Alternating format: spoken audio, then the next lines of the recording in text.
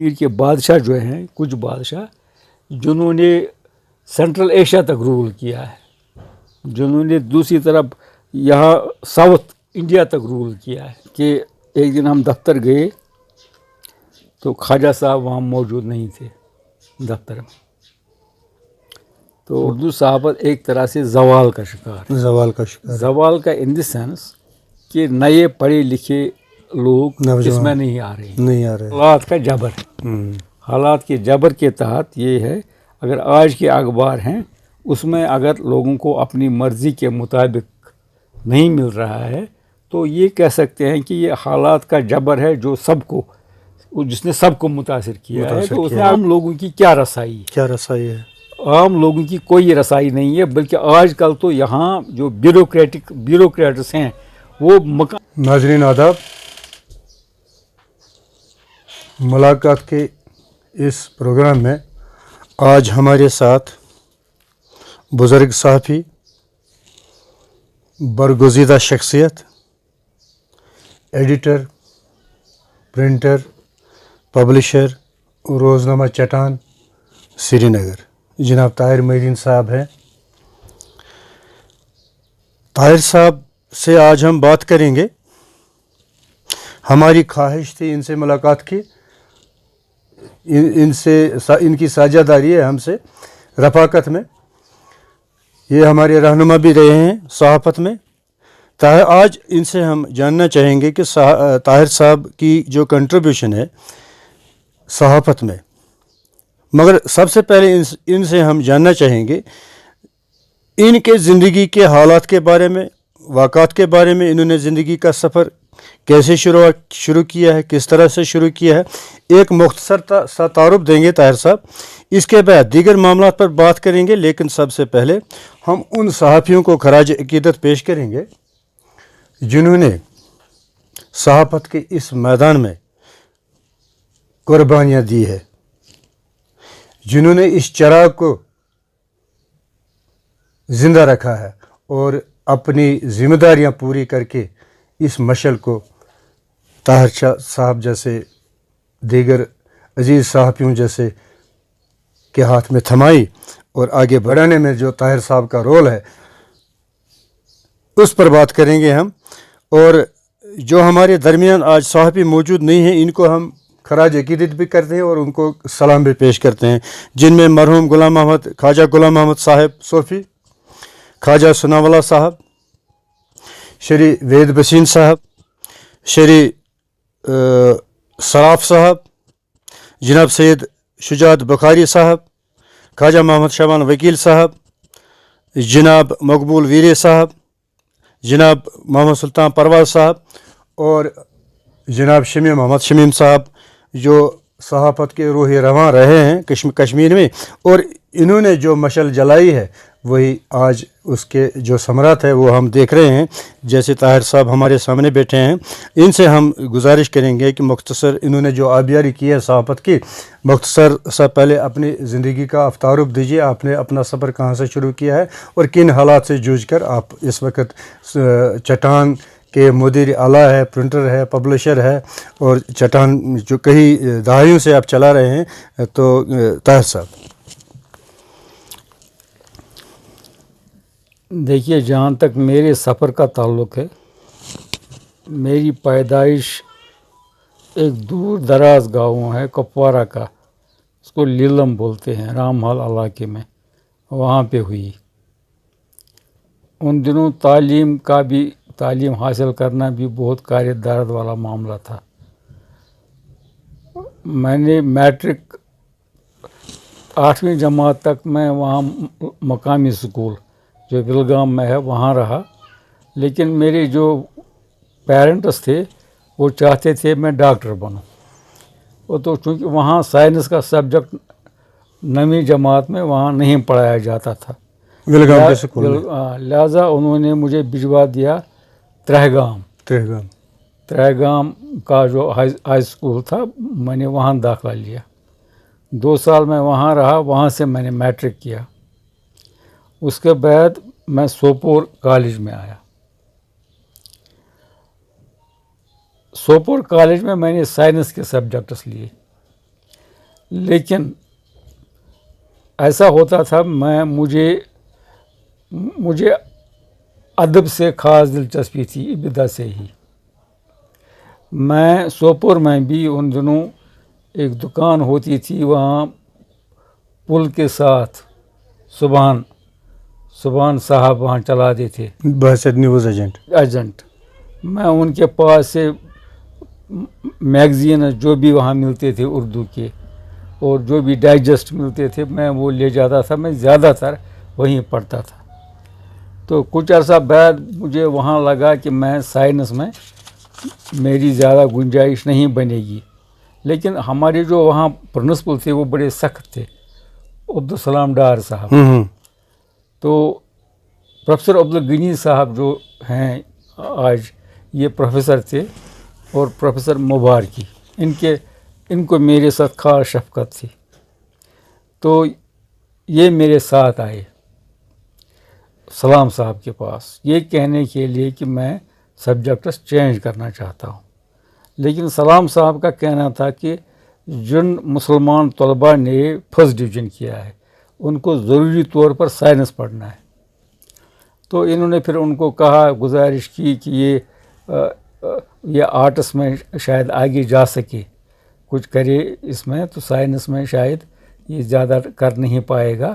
تو وہ انہوں نے اجازت دے دی. تو میں نے سبجیکٹس چینج کیے اور میں نے آرٹس سبجیکٹس لیے. وہاں سے میں نے گریجویشن کیا. لیکن مجھے لگتا ہے سوپور میں قیام کے دوران ہی 4 سالہ قیام کے دوران ہی میرے ذہن میں ایک بن گیا تھا یہ تصور کہ میں جل نظم کروں گا. ایسا میرے جو دوست تھے جیسے اشرف ساحل تھے, نظام الدین بٹ تھے, یہ جو کلاس فیلو بھی تھے, باقی بھی تھے, یہ بھی ان کے ساتھ بھی انہی موضوعات پر بات ہوا کرتی تھی. ہاں. تو وہاں سے پھر سوپور کالج سے نکلنے کے بعد میں نے کشمیر یونیورسٹی میں داخلہ لیا. تو یونیورسٹی میں نے انگلش لٹریچر لیا ایز سبجیکٹ. وہاں سے میں نے 2 سال میں ایم اے کیا. تو عام طور پر وہاں اس کے بعد جب کوئی ایم اے کرتا تھا عام طور پر وہ ملازمت کے لیے جاتا تھا, عام یہی رجحان تھا. ہمارے جو مرحوم عبدالغنی لون صاحب تھے یہ وہاں ان دنوں ایم ایل اے تھے, منسٹر بھی رہ چکے تھے. ان کے ہمارے گھریلو تعلقات تھے. تو انہوں نے مجھے پوچھا آپ کیا کرو گی؟ میں نے کہا مجھے کوئی ملازمت نہیں کرنی ہے, مجھے اگر کسی اخبار میں جگہ ملے تو میں وہاں کام کرنا چاہوں گا. انہوں نے کہا کہ جو خواجہ ثناء اللہ بٹ صاحب ہیں آفتاب کے چیف ایڈیٹر مدیر اعلیٰ, وہ میرے دوست ہیں, میں ان کے ساتھ بات کروں گا تو پھر میں آپ کو میسیج بھیج دوں گا. تو کچھ عرصہ کے بعد میسیج آ گیا ان کا کہ آپ سری نگر آ جاؤ. لون صاحب ان دنوں وہاں بلوارڈ درگجن سائڈ میں رہتے تھے. تو میں وہاں گیا. پھر لون صاحب خود مجھے ساتھ لے کے آئے. انہوں نے مجھے خواجہ ثناء اللہ بٹ کے حوالے کر دیا. اب آفتاب میں یہ پوزیشن تھی, وہاں آلریڈی تھے. آفتاب شاید 4 پیج کا نکلتا تھا ان دنوں. تو یہ 77 کی بات ہے. تو وہاں ضرورت نہیں تھی, ان کے پاس تھے جو یہ جی این رتن پوری ہیں آج, وہ جو تھے جو رہے ہیں یہ بھی تھے ریڈیو میں, یہ بھی وہاں کام کرتے تھے, دوسرے بھی تھے. تو میں دروازے کے پاس ایک تھا ٹیبل, تو میں وہاں بیٹھ گیا. میں ابتدا میں کچھ مراسلے اپنے طور پر ہی مراسلے لکھتا تھا وغیرہ, وہی بناتا تھا.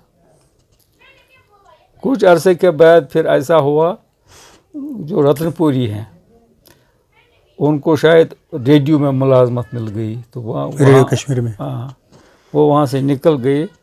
تو پھر میں آگے ایک سٹیپ آگے میں چلا گیا. ان کی جگہ آپ نے لے لی؟ ہاں ان کی جگہ میں نے لے لی. لیکن آفتاب میں کام کرنا بہت زیادہ مشکل تھا. مطلب معاملہ یہ تھا خواجہ ثناء اللہ بٹ بہت ہی زیادہ ڈسپلن کے معاملے میں اور ایماندار شخصیت بہت سخت تھے. وہ صبح 9 بجے دفتر آتے تھے، 9:30 بجے.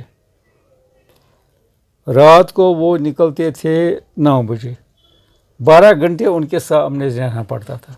بالکل ان کے سامنے. تو ہم کیا کرتے تھے انہی دنوں، تب تک وہاں ٹیلی پرنٹر نہیں لگا تھا. انہی دنوں جب میں وہاں تھا ٹیلی پرنٹر لگ گئے UNIPTI کے.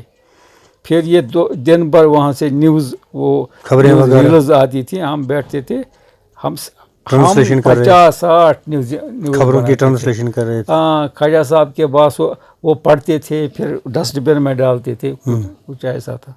ہاں، تو ان دنوں ہوا ایسا کہ یہ جو آفتاب ہے اس کا ہجوم بڑھ گیا. پھر میں کالم بھی لکھنا، میں خبروں کے آئینے میں لکھتا تھا روزانہ. کافی سال میں لکھتا رہا وہ کالم. تو مجھے یاد ہے ایک دن عبدالصمد وانی تھے، جو عبدالصمد وانی یہاں کشمیری تھے لیکن وہ پاکستان گئے تھے. اب راول پنڈی میں وہ ہفت روزہ کشیر اخبار نکالتے تھے. ہاں، وہ آئے تھے چند سال پہلے اس کی موت واقع ہوئی. وہ آئے تھے یہاں سری نگر آئے تھے، تو وہ وہاں آئے، آفتاب پر بھی آئے. تو انہوں نے کہا، تعارف کر رہے تھے. جب ان کو بولا گیا یہ طاہر محی الدین ہے، انہوں نے مجھے گلے لگا. کہا آپ لکھتے ہیں؟ میں پاکستانی ان سے کہتا ہوں دیکھو آپ ہی نہیں لکھتے ہو، ہمارے کشمیری بھی لکھتے ہیں. اس طرح کا تھا. لیکن آفتاب میں بہت سے لوگ آتے تھے، سیاستدان بھی آتے تھے. مفتی سید آتے تھے ملاقات کے لیے خواجہ صاحب سے. غلام محی الدین شاہ آتے تھے، لون صاحب آتے تھے، باقی اور بھی آتے تھے. ان سب سے وہاں تعارف ہوا. وہاں مطلب ان کے ساتھ معاملات، تعلقات بنے.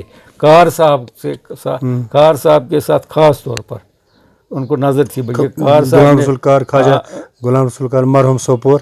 مرحوم سوپور. بلکہ انہوں نے بعد میں جب میں چٹان چلا رہا تھا، انہوں نے مجھے میسیج بھیجا تھا. ان کو خدمت کے لیے ضرورت تھا ایڈیٹر. وہ مجھے چاہتے تھے کہ میں جاؤں وہاں، لیکن میں نے معذرت کر لی، میں نہیں گیا. آفتاب سے میں جب نکلا تقریباً 7-8 سال بعد، مجھے تقریباً ایک سال میں نے آئینہ میں کے ساتھ رہا. شمیم صاحب کے ساتھ. ہاں، شمیم صاحب بھی تھے. پھر وہاں ظفر معراج محمد سعید ملک تھے. ملک صاحب ان کے ساتھ رہا. اسی دوران چٹان کا سلسلہ چلا. تو ہم نے چٹان شروع کیا. چٹان کے بارے میں ہمارا پہلے یہ تھا کہ کچھ دن اس کو رکھیں گے، مطلب ویکلی، لیکن ڈیلی کر دیں گے. لیکن وہ بڑا ہنگامہ خیز دور تھا. لیکن مطلب 85 میں چٹان نکلا، سامنے آ گیا. تو 86 میں یہاں مجھے لگتا ہے گورنر راج ہو گیا، یہ جگموہن آ گئے تھے. پھر 87 میں مف کا الیکشن ہوا تھا. بڑا زبردست ہنگامہ خیز الیکشن تھا. پھر اسی طرح سے 88-89 میں ملٹن سے شروع ہوئی. تو چٹان کا ایسا ہوگا، چٹان بہت جلد ہی ہٹ ہو گیا. تو اس کی سرکولیشن بکری میں اول نمبر پر آ گئی. کافی اس کی سرکولیشن بڑھ گئی، بڑھ گئی وغیرہ. تو پھر ان دنوں ہمارا وہ ڈیلی کا جو تھا وہ ایسے ہی رہ گیا، وہ ارادہ ایسے ہی رہ گیا. تو چٹان چلتا رہا. وہ ویکلی زیادہ چھپا اور زیادہ بکا. خیری سنگھ ہائی اسٹریٹ میں ہمارا آفس تھا ان دنوں. ہاں، اچھا.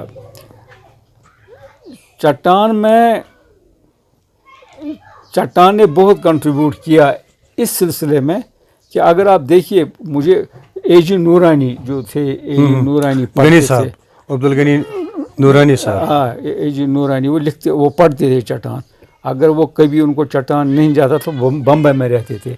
تو انہوں نے وہ وہاں سے سندیشہ بھیجتے تھے، فون کرتے تھے، مجھے نہیں ملا، چٹان ملنا چاہیے. وہ چٹان کا حوالہ بھی وہ لکھتے تھے بر صغیر کے اخباروں میں، اب پار یہاں کے اخباروں میں وہ چٹان کا حوالہ بھی دیتے تھے، کچھ نہ کچھ وہاں سے بھی لکھتے تھے. تو انہوں نے کہا ایک دن کہا کہ اگر چٹان کا یہ کشمیر کی تاریخ لکھی جائے گی اس دور کی، مطلب جو یہ ملٹنسی کا دور تھا، تو یہ چٹان کے بغیر ادھوری رہ جائے گی. بالکل بالکل، کیونکہ اس دور کا سب کچھ چٹان میں ہے، چٹان میں آ رہا تھا. ریپرزنٹیشن جسے کہتے ہیں کہ لوگوں کو وہ مل رہی تھی. کیونکہ ان دنوں کیا ہوا کہ مطلب ٹاپ جو ملٹن کمانڈرز تھے، یا آرمی کے جو ٹاپ تھے، یا پولیس کے جو ٹاپ تھے، یا ہر کسی کا انٹرویو اس پہ چھپ کر آتا تھا. ہاں، چٹان میں ہر کسی کا انٹرویو چھپا، دونوں سائیڈ کا، یہاں کا بھی وہاں کا بھی. یہ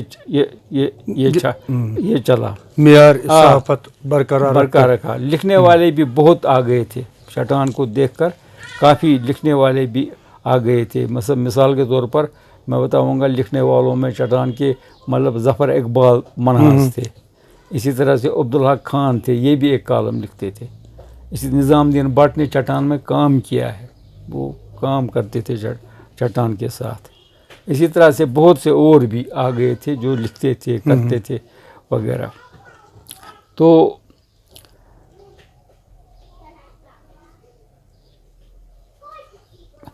اس دوران چٹان میں چونکہ چٹان کے دوران، چٹان چلانے کے دوران مجھے کافی پرابلمز بھی ہوئی. پرابلمز ان دی سینس دونوں سائڈ ناراض ہوتے تھے، ملٹن سائڈ بھی ناراض ہوتے تھے.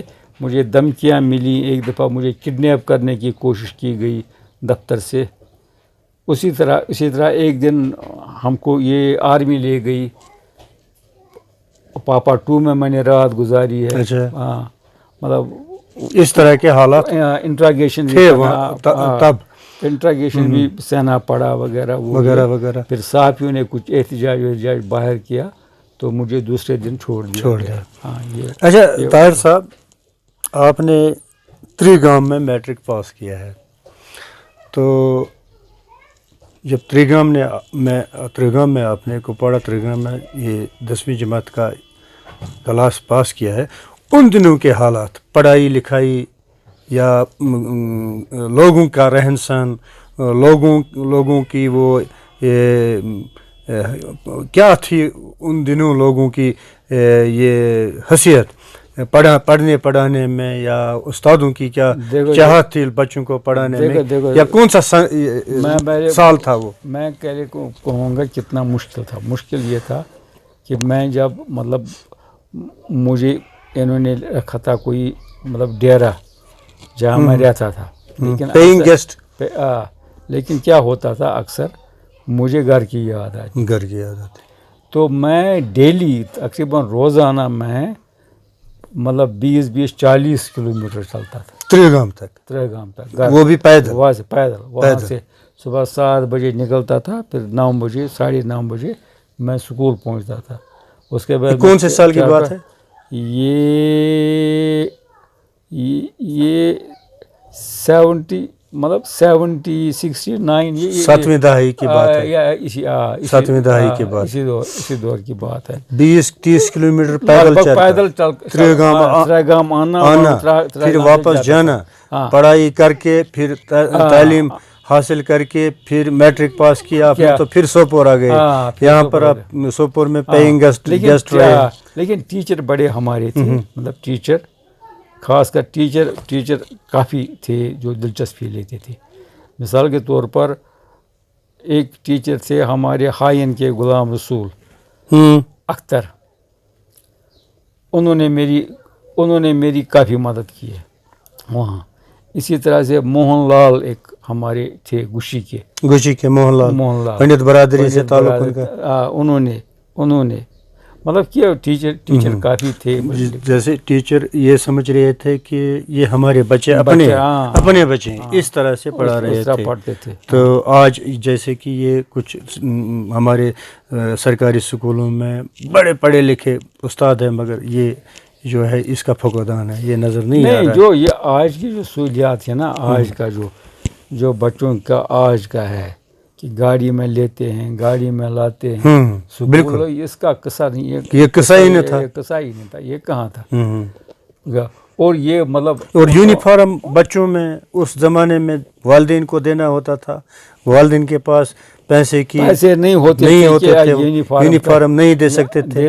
ہاں, تو سرکاری اسکولوں میں سرکاری دے رہی تھی یونیفارم. ہاں وہی تھا, تو پہننے کو پیروں میں چپل نہ تھا, چپل نہ تھا, وہ بھی تھا, یہ بھی تھا, وہ بھی تھا. اچھا طاہر صاحب, آپ جب آفتاب میں آئے تو آپ کے ساتھ جہاں تک میری یادداشت ہے یوسف جمیل بھی آئے تھے. یوسف جمیل بھی اس دوران بھی جب میں آفتاب میں تھا انہی دنوں جمیل صاحب بھی آئے. جمیل صاحب بھی آئے. جمیل صاحب پہلے وہ آنے سے پہلے بھی وہ کچھ سنڈے ایڈیشن کرتے تھے چٹان کے لیے, سنڈے ایڈیشن کرتے تھے, سنڈے ایڈیشن میں کام کر رہا تھا. وہ سنڈے ایڈیشن بناتے تھے اس طرح کا. پھر کچھ عرصے کے بعد انہوں نے جوائن کیا. ہاں, میں نے ایک ساتھ کام کیا. پھر وہاں خالد بشیر بھی آ گئے اسی دوران. خالد بشیر پھر ڈائریکٹر انفارمیشن اور سیکرٹری کلچرل اکیڈمی بھی ہو گئے. وہ بھی ہم تینوں اکٹھے, مطلب مجھے یاد پڑتا ہے ان دنوں ہم اکٹھے ایک دن سونمرگ گئے تھے. طاہر صاحب, جن دنوں آپ آفتاب پہ آئے تھے ان دنوں یوسف جمیل بھی میرے خیال میں, اگر میری یادداشت صحیح ہے, وہ بھی کام پہ آئے تھے آفتاب میں. جی یہ صحیح ہے. ان دنوں میں پہلے ہی تھا, میں آلریڈی تھا آفتاب میں. تو جمیل صاحب جو تھے پہلے وہ کبھی کبھار آتے تھے, وہ سنڈے ایڈیشن کے لیے میٹر لاتے تھے, وہ کرتے تھے. ہاں, پھر کچھ دنوں بعد انہوں نے جوائن کر لیا. پھر وہ کچھ عرصہ کے بعد پھر خالد بشیر صاحب بھی آ گئے, انہوں نے بھی جوائن کیا. ایک وقت میں ہم تینوں اکٹھے وہاں کام کر رہے تھے. بلکہ ان دنوں ایک واقعہ مجھے یاد ہے, ہم مطلب سنڈے کا جو اخبار تھا وہ ہم مطلب ہفتہ وار جو ہوتا تھا ٹیبلائٹ سائڈ کا نکالتے تھے. اس میں خالد بشیر نے ٹائم میگزین میں کوئی خاص سٹوری چھپی تھی, اس کا ٹرانسلیشن کیا تھا. کچھ میں نے لکھا تھا, کچھ جمیل صاحب نے لکھا تھا. تو اس طرح سے ایک مطلب وہ نیا تجربہ تھا. ویکلی جو سنڈے ایڈیشن تھا وہ دوسرے گیٹ اپ میں, دوسرے فارمیٹ میں شائع نکلتا تھا. یہ صحیح ہے. انہی دنوں شمیم صاحب کا انتقال ہو گیا. شمیم محمد شمیم بڑے در صحافی تھے, بہت بڑے صحافی تھے. آفتاب پر بھی آتے تھے بیچ بیچ میں.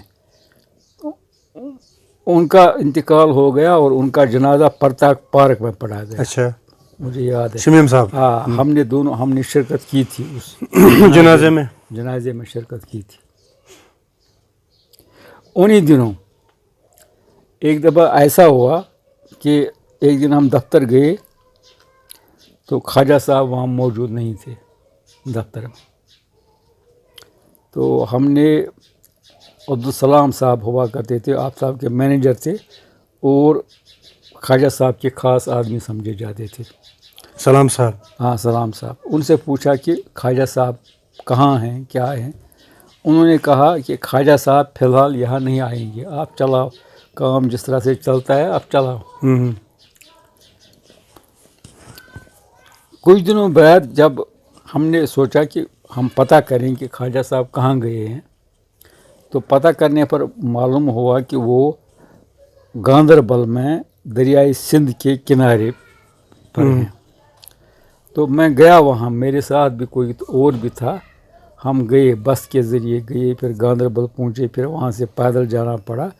وہاں ایک باغ میں ہم نے دیکھا ایک شیڈ بنا ہوا ہے, جھونپڑی بنا ہوئی تھی. ہاں, تو خواجہ صاحب اس میں بیٹھے ہوئے تھے.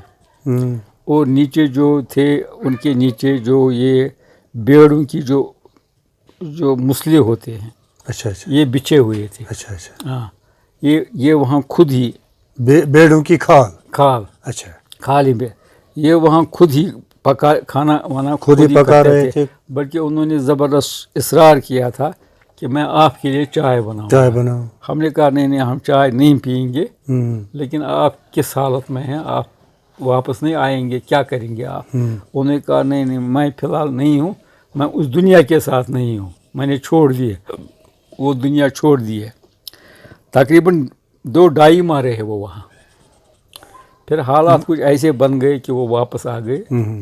لیکن یہ بھی ترک دنیا کیا تھا. ہاں ترک دنیا کیا تھا. ایک جھونپڑے میں رہے. ہاں جھونپڑے میں گاندربل میں 2.5 مہینے. 2-2.5 مہینے. ہاں پھر اچانک کیا تبدیلی ہوئی تھی اس میں طاہر صاحب کے وہ دوبارہ کام پہ آفتاب کے دفتر میں واپس آ گئے؟ دیکھیے مجھے اصل وجوہات کا تو میں نہیں بتا سکتا, لیکن میرے نزدیک ایک مسئلہ یہ تھا کہ ان دنوں جب ہم آفتاب چلا رہے تھے بیسیکلی خواجہ صاحب کی غیر حاضری میں میں ہی ہوتا تھا ذمہ دار وہاں سب معاملات کا.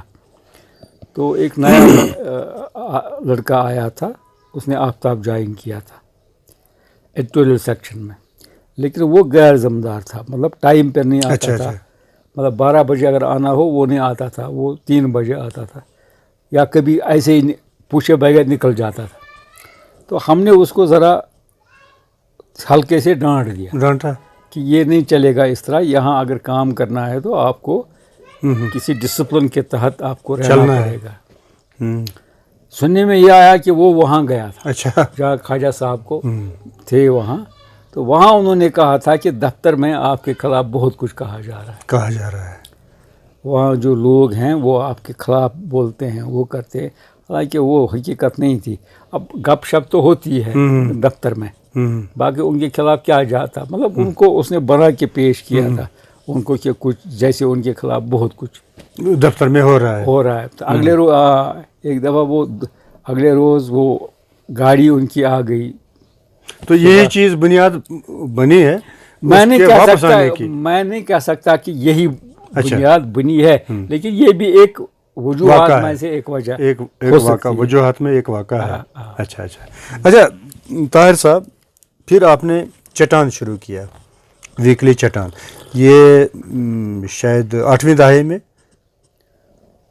85 میں شروع کیا چٹان آپ نے. پھر چٹان کو آگے آپ نے بڑھایا, پھر روزنامے پہ آ گیا.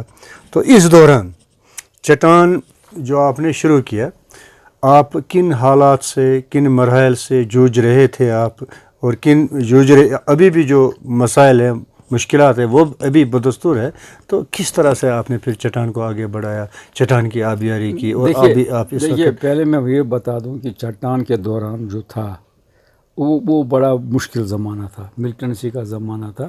ان دنوں حکومت کا کوئی وجود نہیں تھا, مطلب سب کچھ انہی کا چلتا تھا. ہاں, میں ذرا ایک قسم کا ہوں, میں تھوڑا سا ایک قسم کا اصولی ہوں اس آدمی میں. مثال کے طور پر ایک دفعہ ایسا ہوا کہ یہ انفارمیشن ڈپارٹمنٹ ایڈ نکالتا ہے 26 جنوری کو. ہم ایڈ چونکہ جمہوریہ پہ دے رہے, ایک اشتہار دے رہے تھے, چھوٹا دیا تھا, چھوٹا, بڑا نہیں دیا تھا, چھوٹا. تو ہم ان کے ایڈ چھاپ رہے تھے.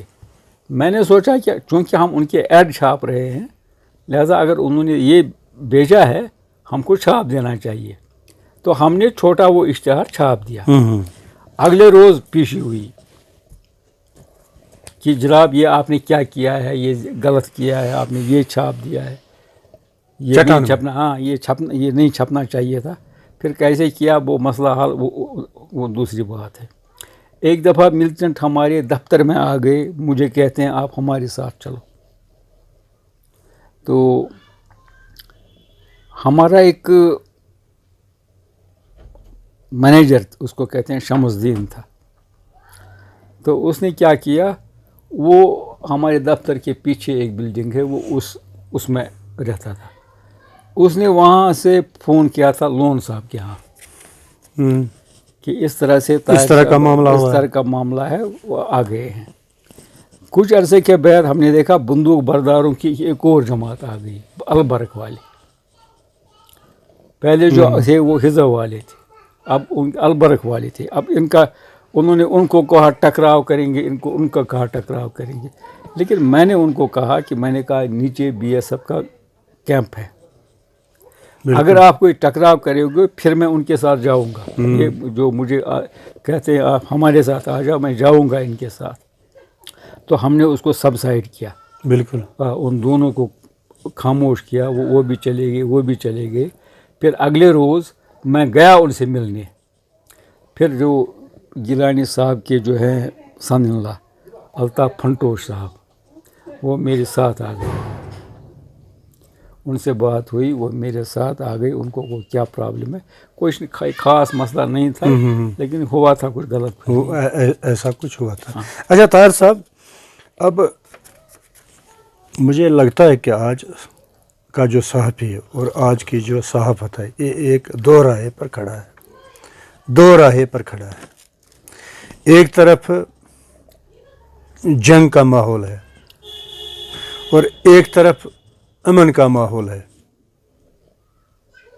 تو اس جنگ اور امن کے ماحول کے بیچ میں آپس کی لڑائی میں ایک صحافی کا کیا رول ہے؟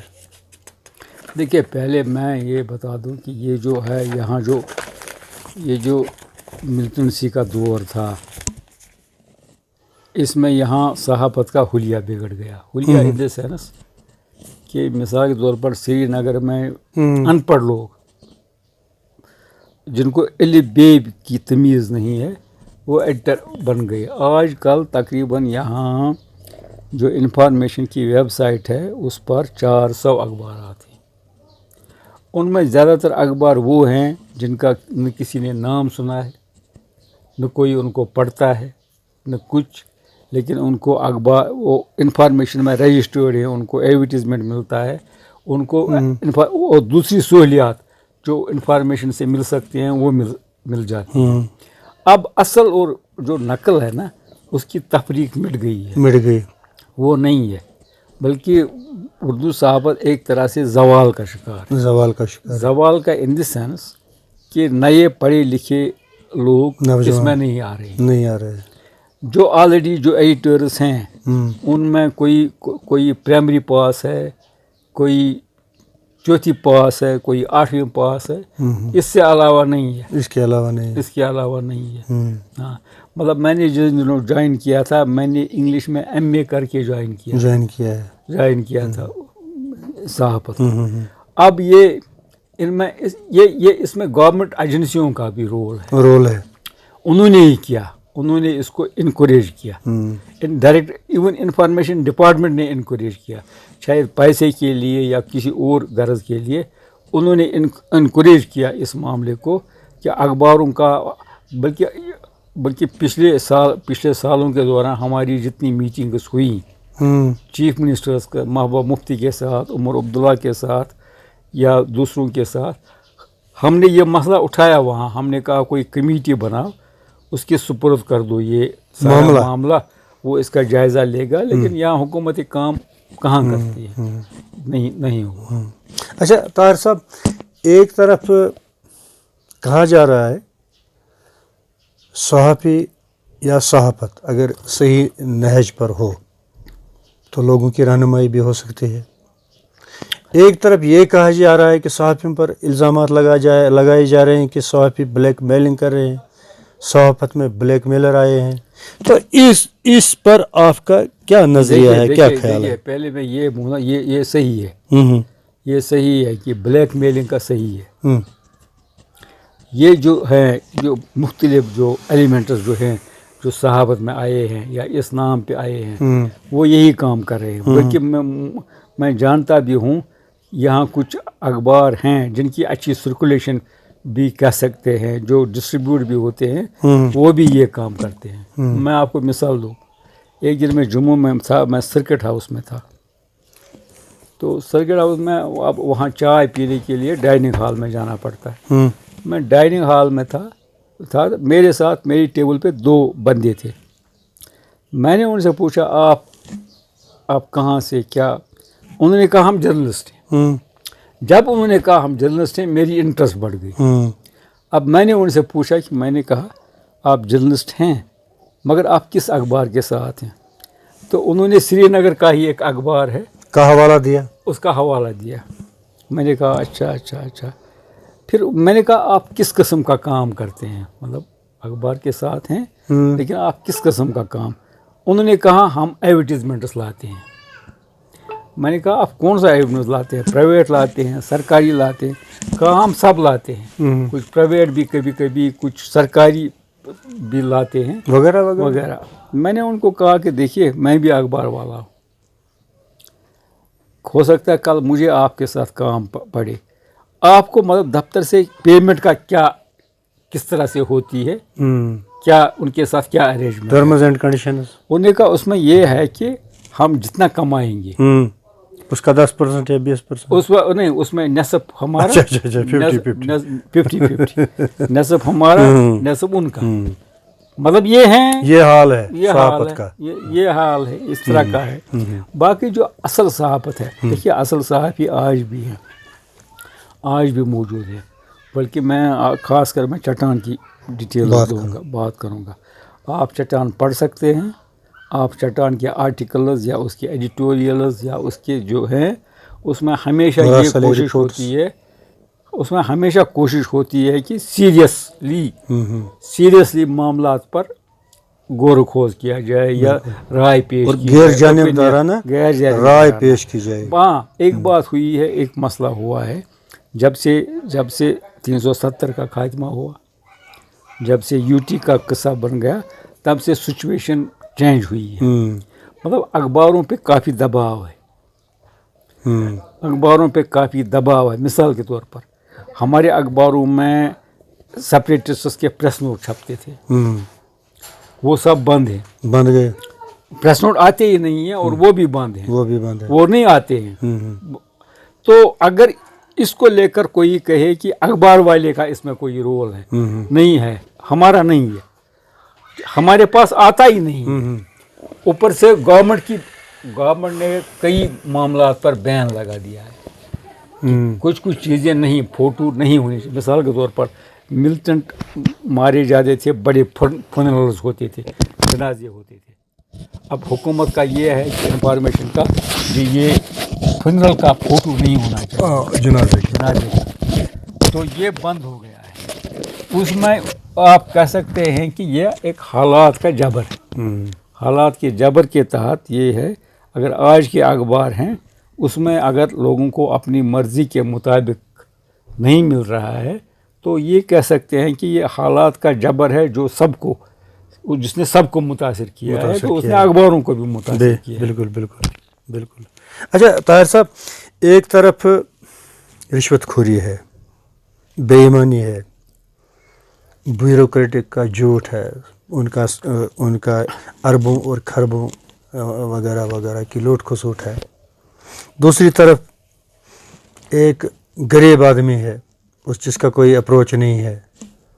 تو اس پر آپ کیا کہیں گے؟ کوئی افسوس ہے یا کوئی؟ دیکھیے میں نے یہ بات کئی موقعوں پہ، کئی جگہوں پہ کہی بھی ہے ملاقاتوں کے دوران. میں نے کہا ہے کہ اگر کشمیر میں ایک مسئلہ، سب سے ایک بہت بڑا مسئلہ یہاں مس گورننس کا ہے، مس گورننس اور کرپشن کا ہے. اگر یہاں ایک ذمہ دارانہ حکومت ہو جو لوگوں کے مسائل اکاؤنٹیبل ہو، جو لوگوں کے مسائل کو دیکھے اور ان کو مطلب ان کو راحت دے، یہاں نصب سے زیادہ جو یہاں مسئلے ہیں وہ خود بخود حل ہو جائیں گے. مثال کے طور پر آپ دیکھیے، یہاں مغربی بنگال میں ممتا بنرجی کی حکومت ہے، یا اڑیسہ میں حکومت ہے، یہاں دوسری جگہوں پہ جہاں حکومتیں ہیں، آپ وہاں دیکھیے وہاں حکومتیں کیا کر رہے ہیں، کتنی اسکیمیں چلا رہے ہیں، کتنے لوگوں کے لیے کتنی راحت دے رہے ہیں. اور یہاں کیا جموں کشمیر میں مجھے لگتا ہے، میرا تجزیہ یہ ہے کہ یہاں ذمہ دارانہ حکومت کا ہم نے پچھلی دفعہ دیکھا جب مفتی محمد سعید 3 سال چیف منسٹر تھے. ان دنوں دیکھیے، ان دنوں وہ بڑے سینئر سیاستدان تھے. ہم کو چینج لگا. دیکھیے مثال کے طور پر انہوں نے کام بھی کیے، اب دیکھ کتنے کام کیے. انہوں نے جب وہ آئے انہوں نے ڈیمالیشن ڈرائیو چلوائی جو ناجائز تجاوزات تھے ان کے خلاف.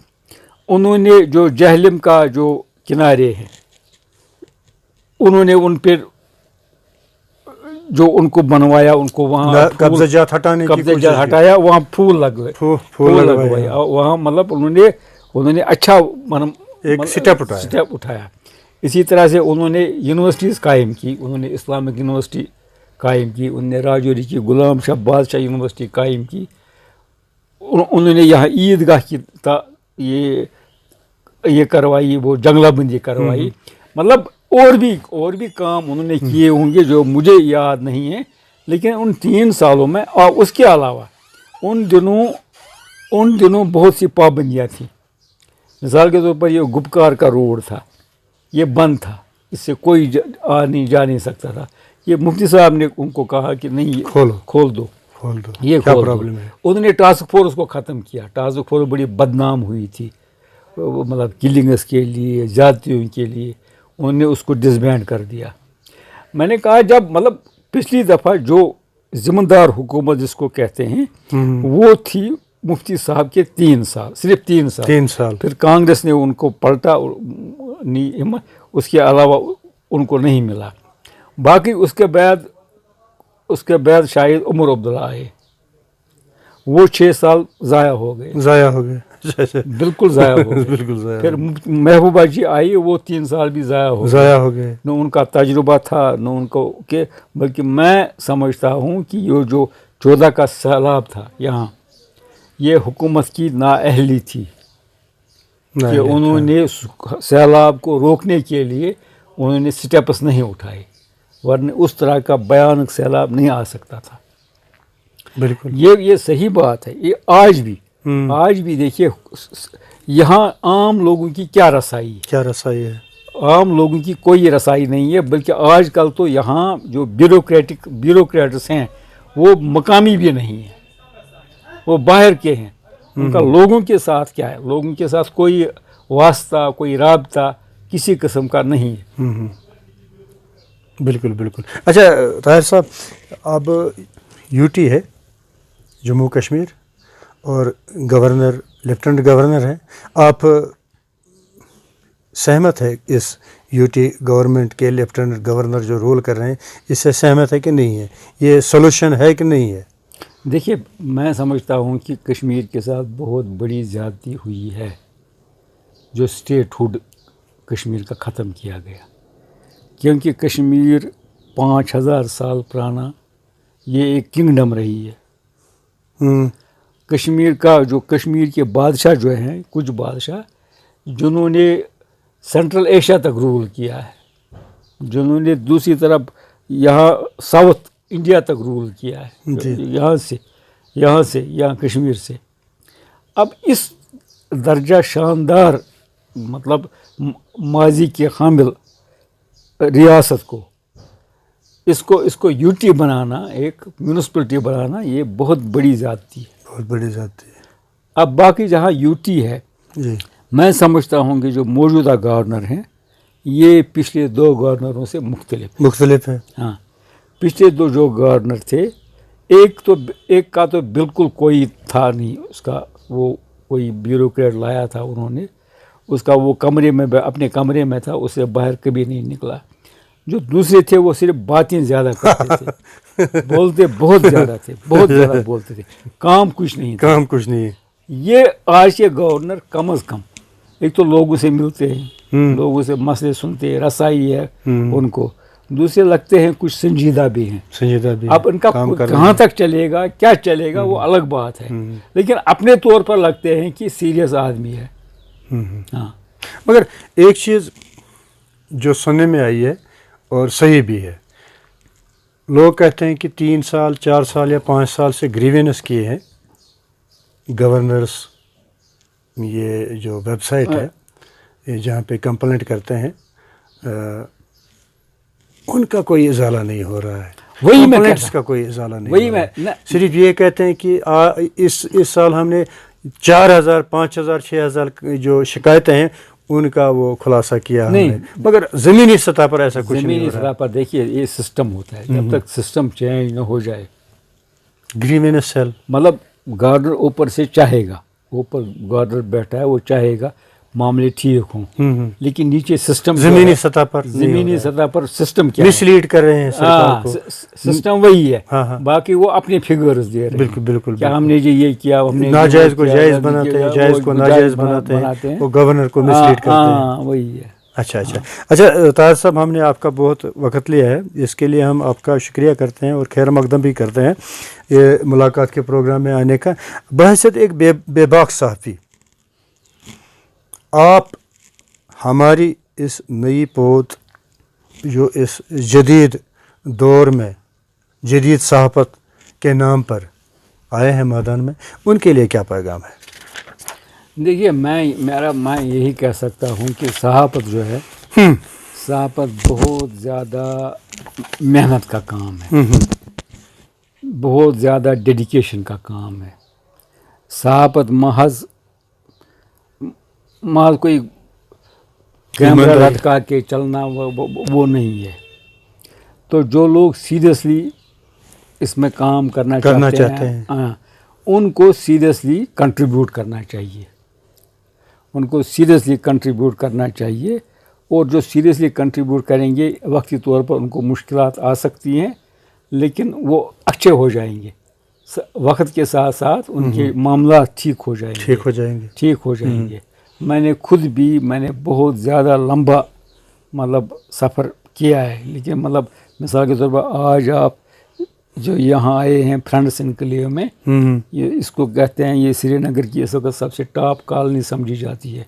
لیکن جب میں سری نگر آیا تھا، میرے پاس جگہ کوئی رہنے کے لیے نہیں تھی، اور میں بٹ مالو کے ایک چھوٹے سے کمرے میں کسی دوست کے ساتھ میں نے کافی عرصہ کرایہ دار کی حیثیت سے گزارا ہے.